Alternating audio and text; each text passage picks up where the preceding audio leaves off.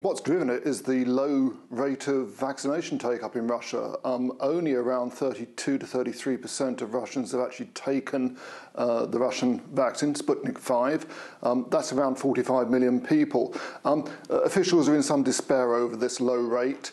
The figures on daily deaths were rising before the parliamentary elections last month. They were being announced at around 850 or so. As soon as those elections were out of the way, they spiked up to 990, then it reached 1,000. It's been a record-breaking amount every day for the past 10 days or so. Yesterday's figures, the latest we have, 1,123 people died. Total number of Russians dead from COVID, 234,000, although some people say that's a bit on the low side. Excess deaths since the start of the pandemic, 660,000. So Russia really is facing a crisis. A lot of these cases, new cases every day, are concentrated in Moscow. Across the nation yesterday, some 35,000 cases.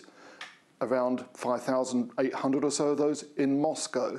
So this really is getting serious. Moscow goes into lockdown today for a slightly longer period than the rest of the country. The 11 days lockdown has been chosen as that covers 2 incubation periods for Delta, which is the main strain of COVID in Russia at the moment.